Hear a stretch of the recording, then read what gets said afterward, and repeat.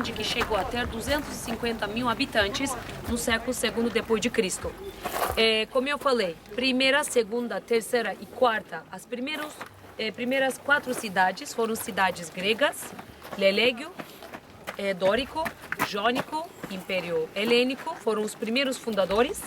A última, ruínas que nós vamos conhecer, hoje em dia pertence para a última, para a quinta cidade, o quinto Éfeso, Éfeso romano. Dá para perceber porque o mármore branco, que era a pedra dominante nas construções romanas, é a pedra que você vê nessas ruínas.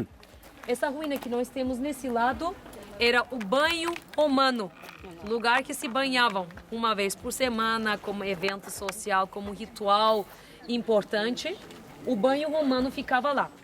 Toda essa praça que tem uns árvores hoje em dia com várias pedras quebradas era ágora, fórum, quer dizer mercado, mas não era um mercado para fazer comércio. Era a praça central na parte administrativa, na parte oficial da cidade. Partidos políticos faziam propagandas, publicidades, eles faziam protesta ou manifestação, evento ou evento político. Só para isso, eles usavam essa área, esse mercado público, político. Esses tubos que a gente está vendo, grande, pequeno. Na história, Troia foi a primeira cidade que começou a usar sistema de esgoto, canalização subterrâneo, 2500 a.C. Éfeso seguiu a mesma tradição. Então, o tubo grande era para tirar água suja até o mar, tubo pequeno era para trazer e circular água potável entre as fontes, do jeito que a gente está vendo no chão. Então, tudo isso era fechado, era subterrâneo, tá? Para não formar doenças, eles usaram esse sistema de esgoto fechado. Bom? Bem antigo, mais de 2000 anos. Vamos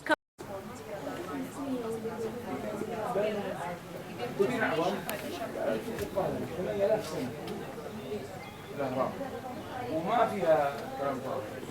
A gente está vendo uma pedra do século ثاني يوم قلت لك ها روح معاه تعال يا ابني تعال.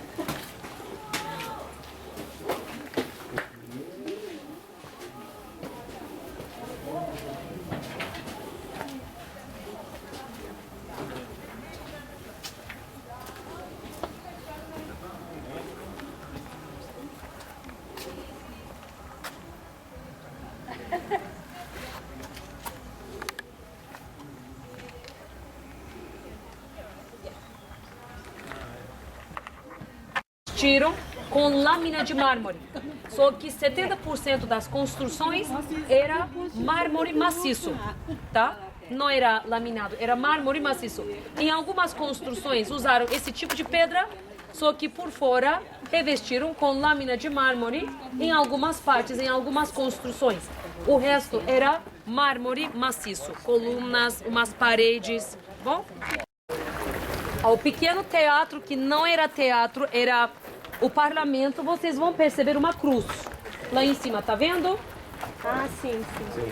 A partir de século IV, o povo cristão de Éfeso teve permisso de colocar as cruzes nas construções, porque era território que pertencia ao Império Bizantino, um império que tinha o cristianismo como a religião oficial do Estado, tá?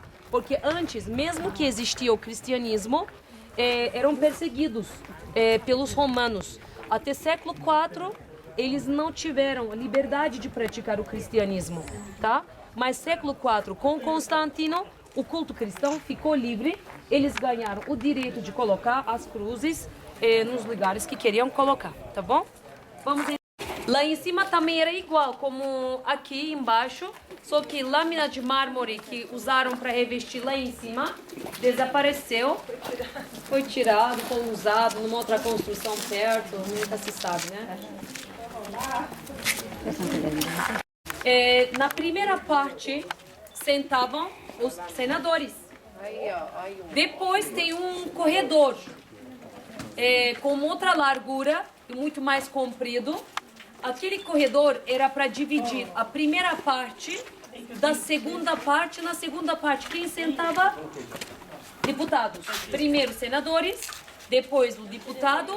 Aí depois tinha mais um corredor para dividir a segunda parte da terceira parte, que a terceira parte já não existe mais, caiu. Quem sentava? O povo, para assistir o parlamento. Então, tinha duas diazomas. Diazoma, esse tipo de corredor para dividir os assentos em 3 níveis, conforme com o nível político, hierarquia política. Esses túneis, arcos com os túneis que a gente está vendo, esquerda e a direita, era para entrar por este lado, por debaixo, subir pela escadaria, sair por essas portas e continuavam subindo ao segundo nível e ao terceiro nível. Então, o pessoal que sentava na segunda e na terceira parte entrava para os seus assentos por esses corredores, túneis, porque não podiam subir pela parte dos senadores, tá? Separado. Local com barro adobo no meio, para fixar a construção como se fosse o cimento. Na época grega, eles começaram a usar a pedra andesita, uma pedra vulcânica, só que tinha a cor rosa, cinza, verde, com tons diferentes. Usavam um cimento de calcária misturado com clara de ovos, um pegamento, uma cola clara de ovo. E na época romana, eles começaram a usar mármore. Só que adobo, barro ou cimento de calcária com clara de ovo não era um material suficiente para fixar, colar, pegar, grudar as pedras. Eles começaram a usar plomo, chumbo. É um metal na realidade, mas quando você esquenta, quando você ferve, fica de líquido. Chumbo, tá? Então dá para ver aqui, eles injetavam o chumbo por aqui, enchiam este lado do buraco e na outra parte da pedra tinha um buraco igual, enchiam o outro lado. E mármore, uma das pedras mais antigas do mundo, uma pedra bem fria, qualquer coisa que toca nele esfria em seguida. Então, o chumbo que eles injetavam por aqui, ficava aqui e no outro lado do buraco, esfriava e ficava como um parafuso, tá? Exatamente. Tá? Assim que eles pegavam as pedras, tá bom? Veio capitel jônico, aqui, como chifres, enrolado. Nesse lado também dá para ver, a direita e a esquerda. Aí depois, na época romana, coríntio, o capitel que está no meio, com a folha de planta a canto. E no final, na época bizantina, os bizantinos misturaram o jônico com o coríntio, porque a cultura bizantina também era uma mistura grega e latina.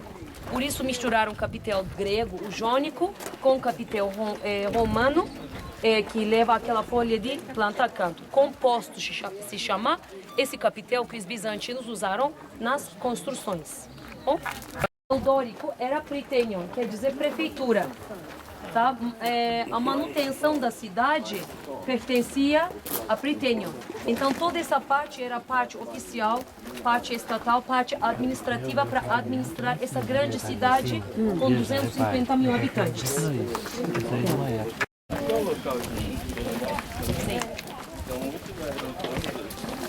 Isso, terremotos. Paramos um minutinho aqui. Tá fazendo calor. A rua devia ser linda. Né? Imagina tudo isso coberto, né? Tá tudo novinho. Tá tudo coberto, né? Isso é muito bonito, né? Muito bonito. Todo mundo do nosso grupo Ia já ser chegou? lindo. Não.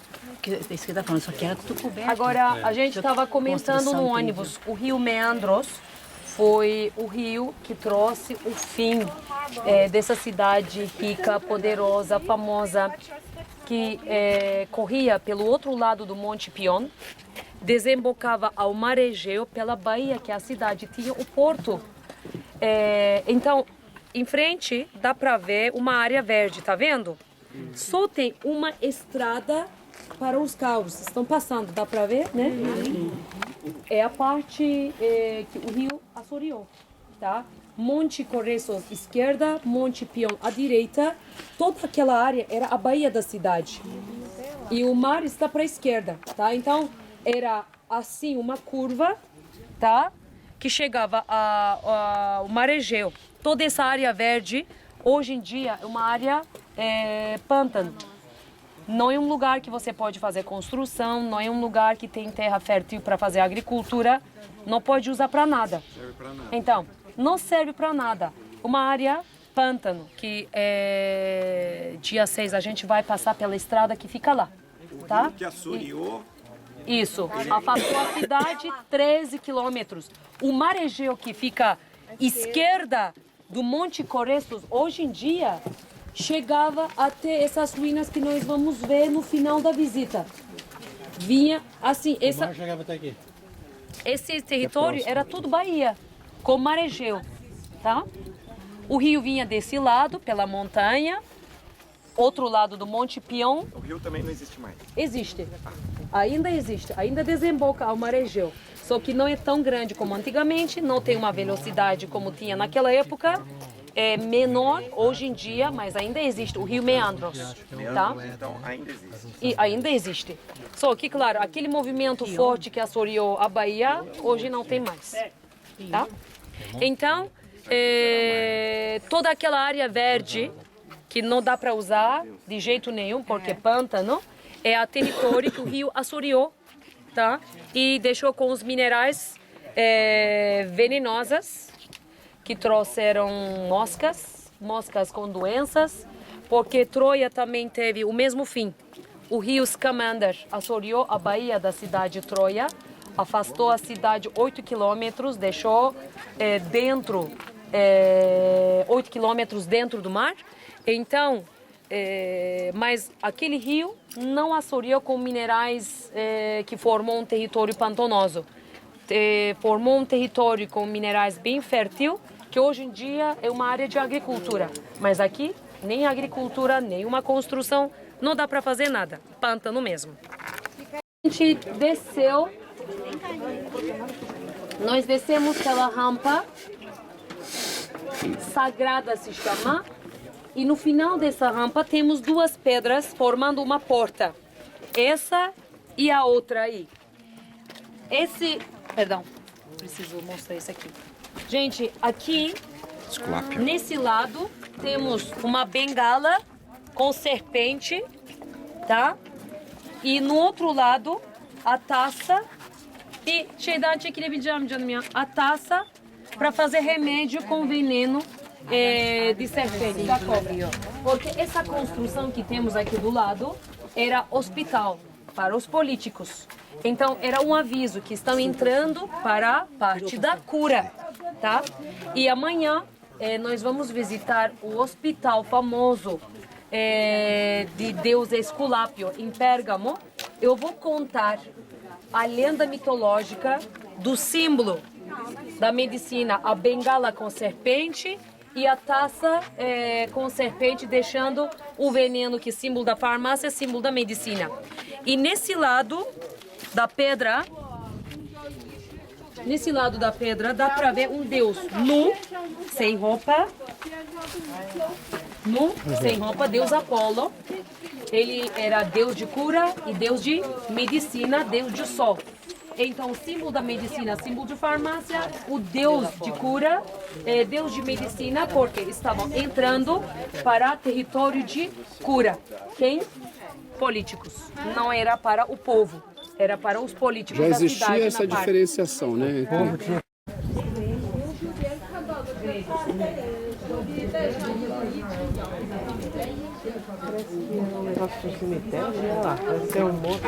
One fountain was here, fountain, this shape.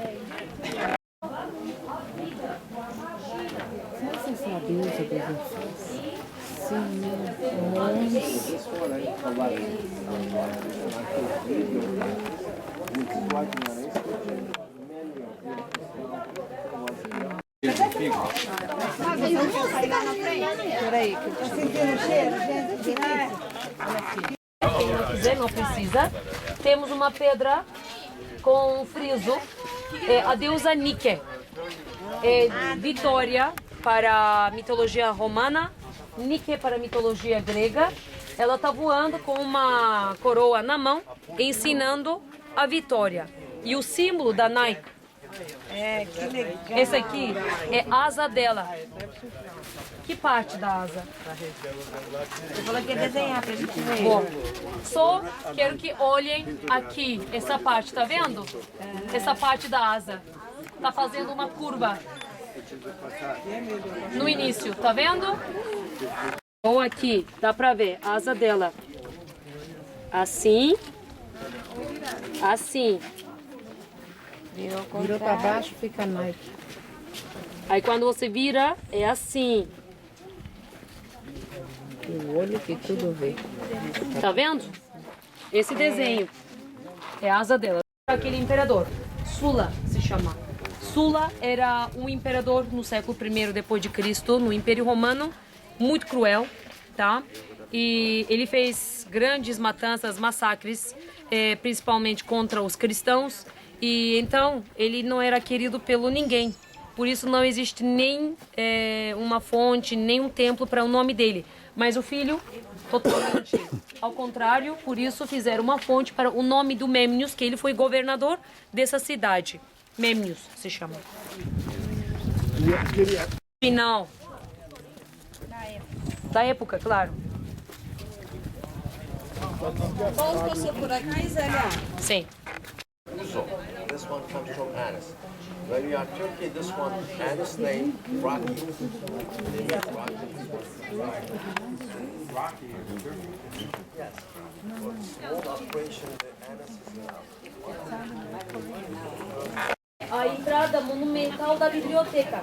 Então essa avenida, Avenida de Curetes, avenida que foi dedicada para curas dos templos pagãos da época. Então, gente, começava com a porta de Heracles, essa porta que tem duas pedras, com o friso de semideus Hércules, ou Heracles, que ele foi semideus de força.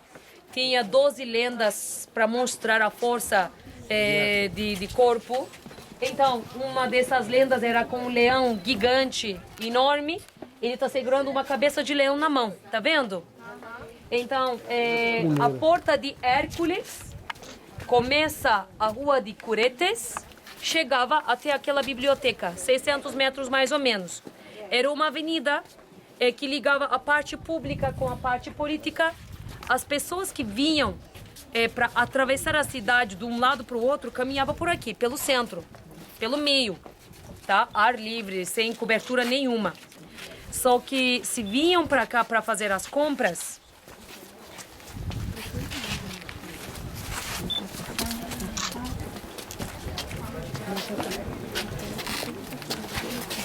essa parte que o limite a coluna e a parede da loja. Então essa parte inteira era a rua de pedestre, tá? Por lá passavam com carroças, passavam com coisas, ou só passavam caminhando para atravessar a cidade. Só que se vinham para cá para fazer as compras, caminhavam pela rua de pedestre, tá? Aqui a gente tá vendo o degrau da loja, tá vendo? Tem mais outros degraus em frente das portas das lojas. Então essa parte era a porta da loja. Essa pedra foi colocada pelos arqueólogos para que a terra de lá não venha em cima dessa parte escavada de novo. Porque parou a escavação desse lado, agora eles estão tentando achar as lojas do outro lado, começaram a escavar o outro lado. Por isso, para proteger essa parte, por enquanto, colocaram essas pedras aqui, tá? Mas a pedra original da construção da loja ou da porta é essa aqui. Tá vendo? Esse aqui foi feito pelos arqueólogos. Rua de pedestre, como eu falei, aqui nessa avenida tinha lojas com mercadoria da alta qualidade, claro, mercadoria mais cara, era tipo Champs-Élysées, lugar que ricos, alta sociedade, classe alta fazia as suas compras, tá? Agora, isso, grife. Aqui, chegamos... É o Louis Vuitton, velho. Também no pode ser pro século... cego, pra ele andar. No século I depois de Cristo, já começou o movimento evangélico. Jesus Cristo, depois que ele foi crucificado no monte de Gólgota, os apóstolos dele saíram de Jerusalém, vieram para o Ásia Menor para levar as palavras de Jesus. Como São Pedro, ele veio e parou na cidade de Antioquia, ou Antioquia de Síria, né? Na Bíblia está escrito assim. Hoje em dia é uma cidade que fica aqui na Turquia, na fronteira da Síria, mas pertence para a Turquia. Temos um monte que se chama Monte Simão, porque o primeiro nome de Pedro era Simão. Quem deu esse nome Pedro, quer dizer pedra, né? Rocha forte, e virou o nome Pedro. Lá ele escavou uma gruta no Monte Simão e com Paulo juntaram o povo, pregaram o cristianismo, falaram sobre Jesus Cristo, considerado como primeira igreja. Então, com isso, já começou o movimento evangélico aqui no Ásia Menor a partir do século I. Só que era território romano e o cristianismo era proibido, essa nova religião. E os romanos perseguiam os cristãos. E os cristãos tinham um desenho entre eles, era o peixe, né? No início. Quando os romanos perceberam o significado de peixe, mudaram este desenho para esse aqui, tá? Através desses desenhos, os cristãos se conheciam entre eles, porque não podiam dizer para ninguém, não sabiam o que podia fazer o vizinho, se era pagão, se era cristão, se ele ia avisar para exército romano ou não. Então, no início, para se conhecer entre eles, usavam o desenho peixe. Quando os romanos descobriram, mudaram para esse desenho. Mas esse desenho quer dizer o quê? Porque quando o cristianismo ficou livre, a cruz. Até a cruz, o segundo desenho foi esse aqui no Ásia Menor. Esse aqui diz Jesus Cristo, Deus, Filho, Salvador. Aqui está escrito a letra I. A letra I, Jesus. A letra X, Cristo. A letra D, Deus. A letra Y, Filho. Sigma, Salvador. Jesus, Cristo, Deus, Filho, Salvador. Quando a gente põe as letras iniciais dessas palavras I, X, D, Y e sigma, sai uma palavra grega iphus, quer dizer peixe. Mas também esconderam o peixe dentro do desenho. Tá vendo o olhinho? Que lindo! Era danado inteligente. E Trinidade. Pai, Filho e Espírito Santo. Olha aqui, ó. Pai, Filho e Espírito Santo. Trindade. Né? Que legal. É porque Tá? ele era perseguido. Levantaram a fachada. A fonte de Trajano. Trajano foi imperador do Império Romano no século II depois de Cristo. Era um imperador comandante também. Nasceu na Península Ibérica, era ibérico, um imperador romano. E acharam a estátua dele com 2 metros de altura, que ele não era 2 metros, era 1,67. Só que colocaram uma estátua dele com 2 metros tinha vontade de ser para mostrar grande. a grandeza, como ele foi tão conquistador e tal.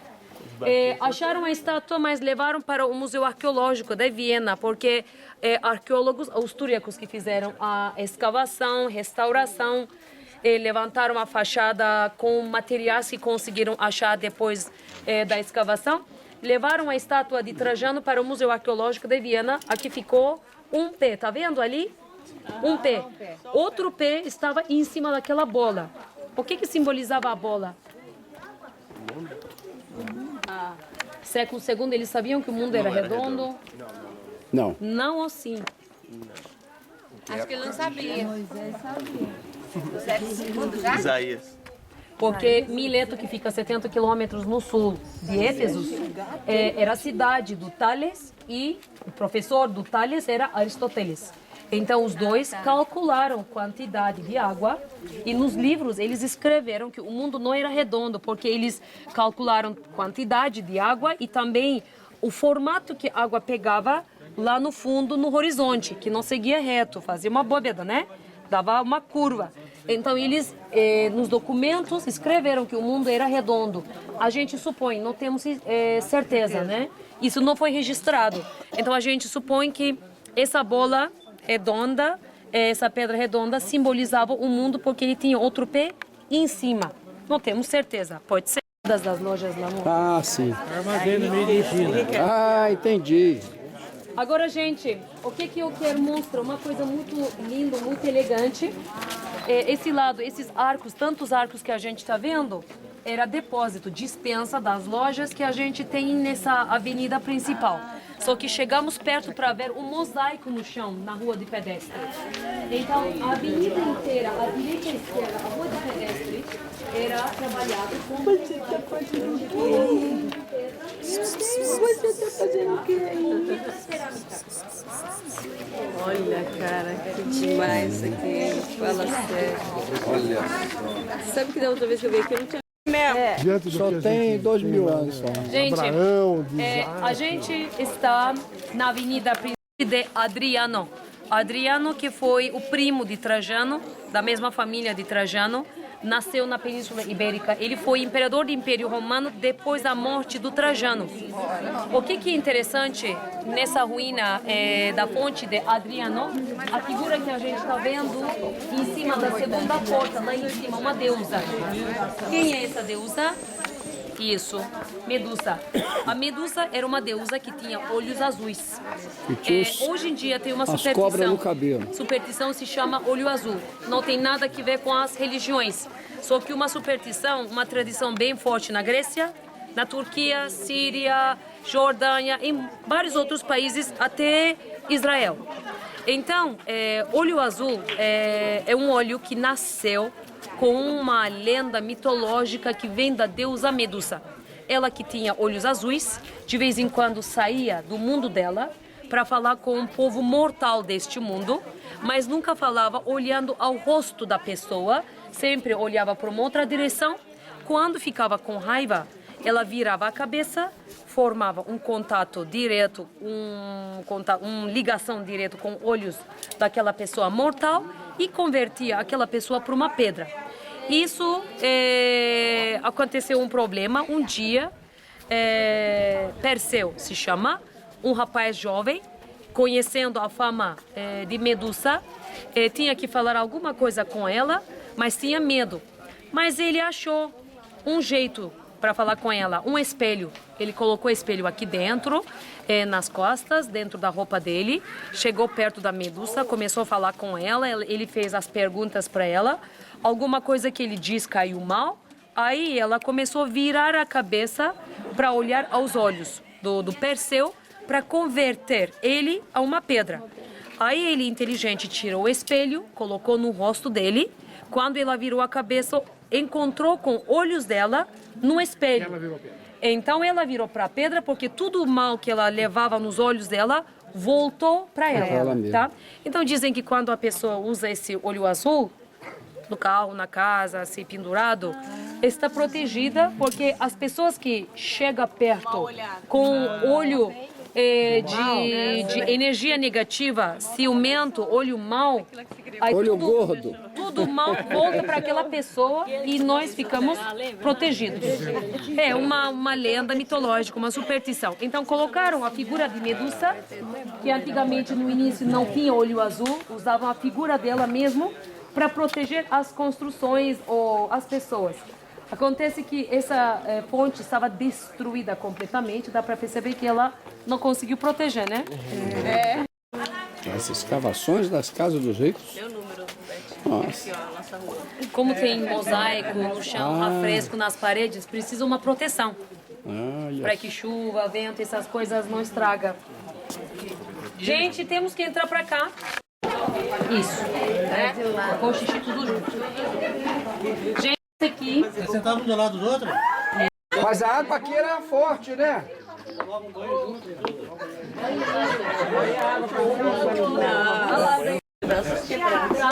Corria água, vocês estavam em cima desses buracos. Não tinha separação no meio das pessoas. E o canal que eles molhavam a esponja era esse aqui, tá vendo? Tem uma reprodução, tem 29 por aqui. Se o cara tivesse assim com uma dor de barriga muito Gente, forte. mármore é original. Claro, cimento é uma réplica. Tinha uma fonte aqui no meio, jogava água permanentemente para cheiro e também para quem quiser. Mas tem o lado do banho sujo. Gente, essa rampa é da época. Acessibilidade e outros bichos. Depois daquele banheiro ali, ninguém merece.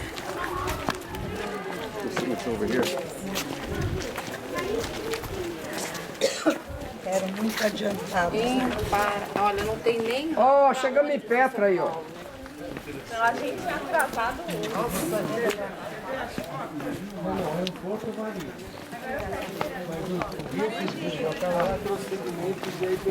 Avião não